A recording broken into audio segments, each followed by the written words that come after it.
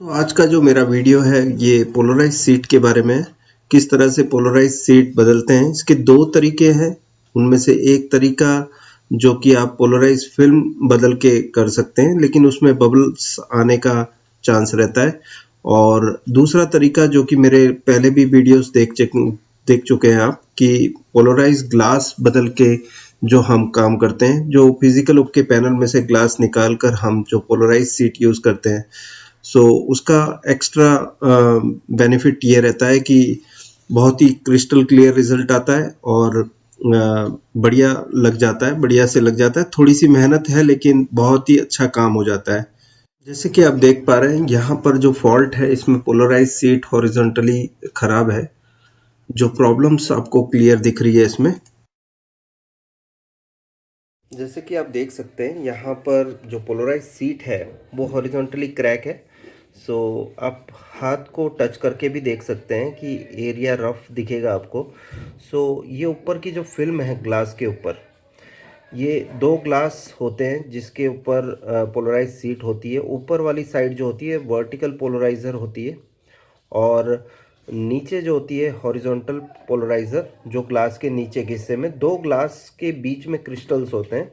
और ये जो टॉप में दिख रहा है आपको, ये फिल्म होती है एक ग्लास के ऊपर, जो कि वर्टिकल पोलराइज़र है। हमें इसे छिल के निकालना होगा फर्स्ट, और उसकी जगह पे दूसरा ग्लास हम फिट करेंगे जो कि ऑलरेडी पोलराइज सीट के साथ होगा।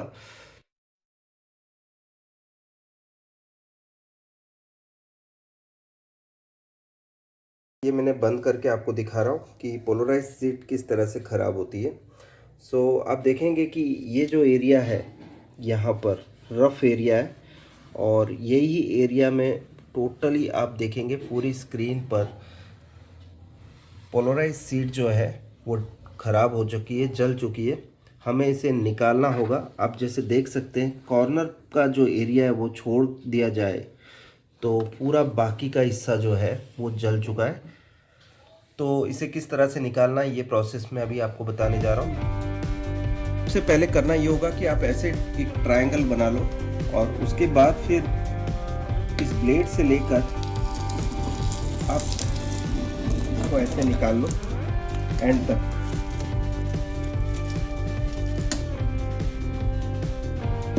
तो दोस्तों नॉर्मली आपके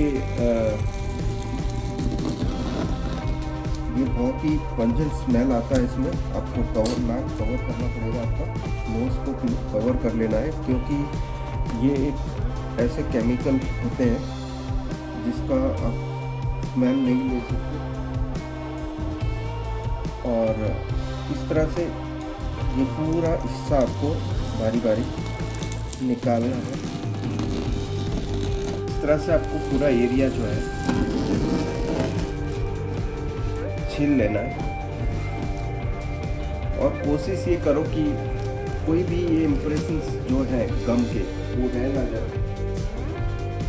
मैक्सिमम एरिया को आप क्लीन कर लेना है। और दोस्तों हाथ में ग्लव्स ज़रूर पहने, क्योंकि इस तरह की ब्लेड्स जो होती है टूट जाएगी। और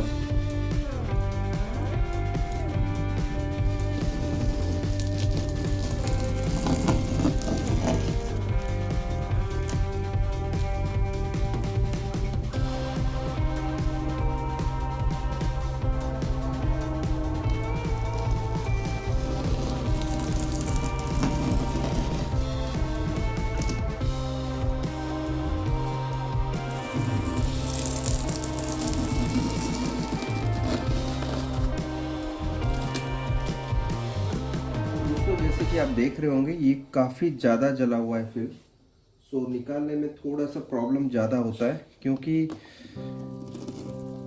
जलने के बाद इसकी जो प्रॉपर्टीज चेंज हो जाती है पोलराइज सीट की।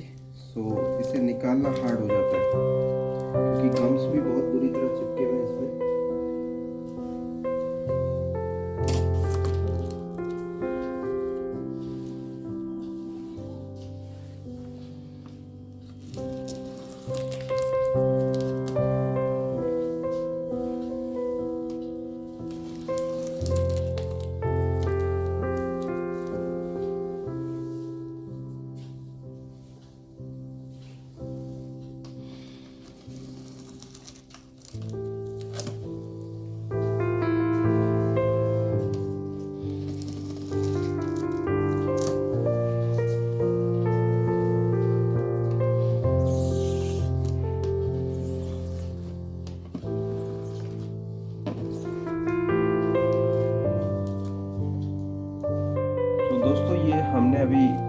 निकाला, इसके बाद कुछ गम का हिस्सा रह जाता है, उसे भी आप ब्लेड से निकाल लीजिए, जैसे कि मैं बता रहा हूँ आपको।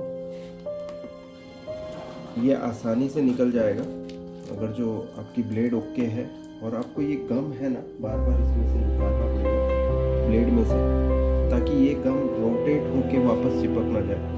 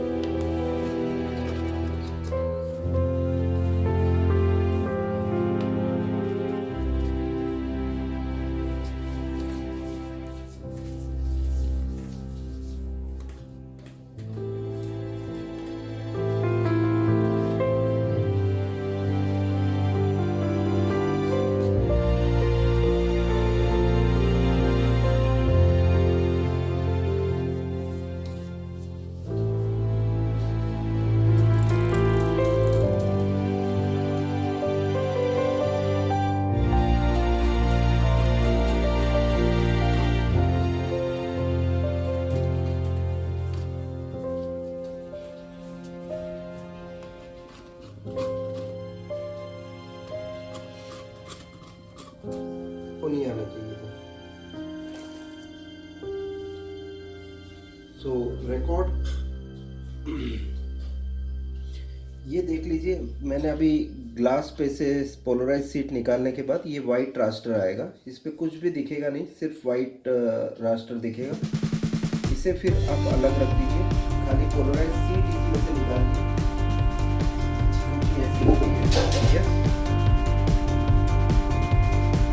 और दूसरा ग्लास हम इस पर रखेंगे,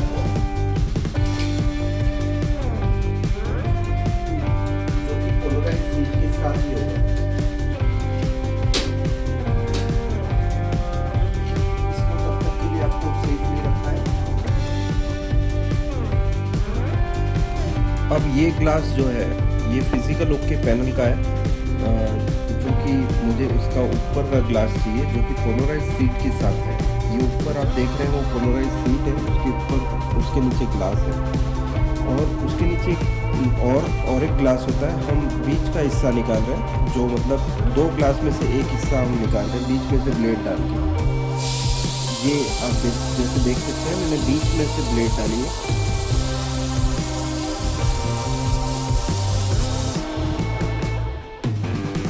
और जो कि TFT की जो साइड होती है, जो कि कॉफ बॉन्डिंग जहाँ पे किया होता है, वहाँ पे हैवी गम रहता है, तो उसे निकालने के लिए आपको ब्लेड को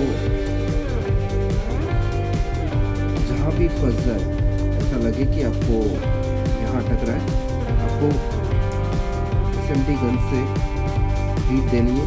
और ये लगभग आप 350 डिग्री, और ध्यान ये रखना है कि आपको पोलराइज सीट को भी बचाना है, क्योंकि जो ऊपर की साइड दिख रहा है आपको वो पोलराइज सीट है।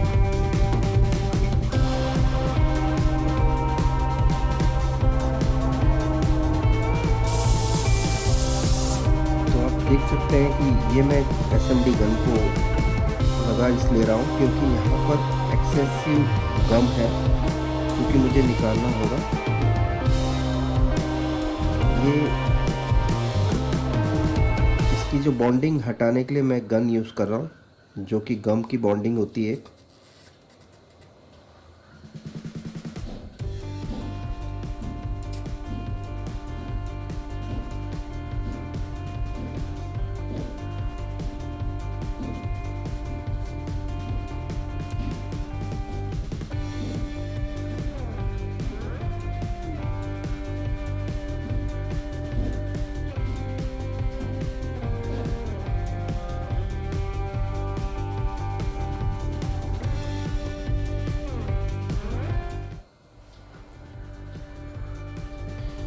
सो कॉर्नर्स पे खास ध्यान रखना है आपको, कॉर्नर्स पे आते ही आपकी ब्लेड स्लो हो जानी चाहिए।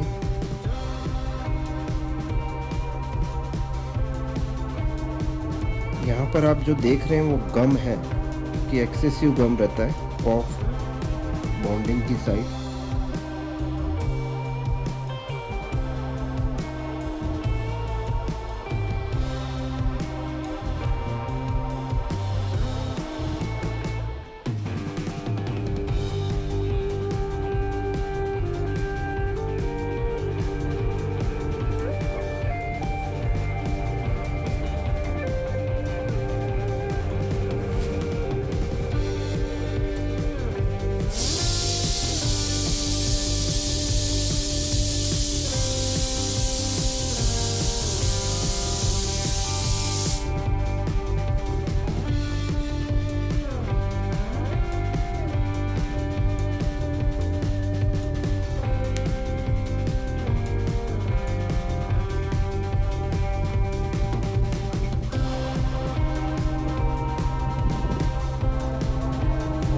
निकालना है एकदम क्रैक है।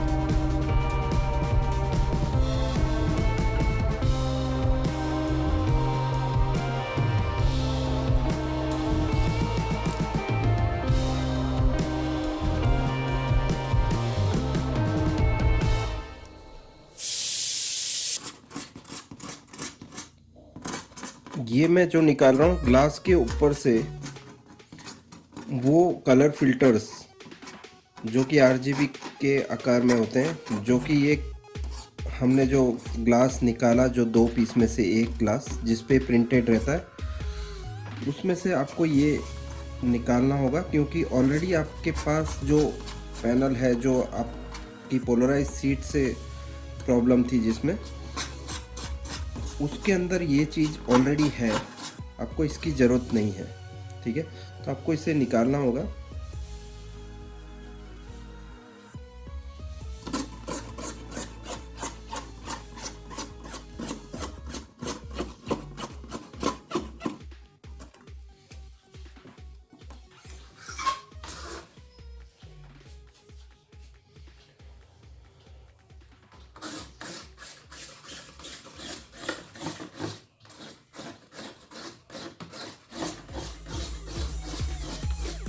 नॉर्मली दोस्तों इसका जो हाउसिंग होता है जिस पे अभी मैंने रखा हुआ है पैनल को, इसी पे रख के आपको घिसना है, वरना ग्लास क्रैक होने के चांसेस होते हैं, क्योंकि ये सिंगल ग्लास है जिसमें से आप कलर फिल्टर निकाल रहे हैं।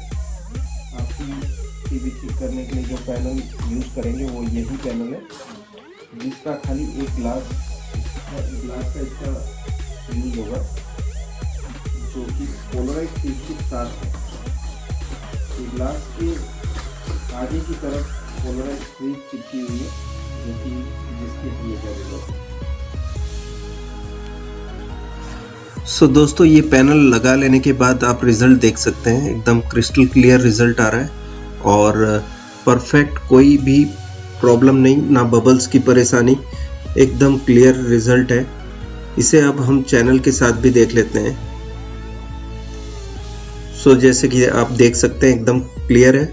और दोस्तों ये वीडियो कैसा लगा जरूर बताएं कमेंट में लिखकर, और अगर जो मेरी चैनल सब्सक्राइब ना की हो तो आप चैनल मेरी सब्सक्राइब कर दें और बेल का बटन दबाना ना भूलें। और शुक्रिया दोस्तों ये वीडियो वॉच करने के लिए।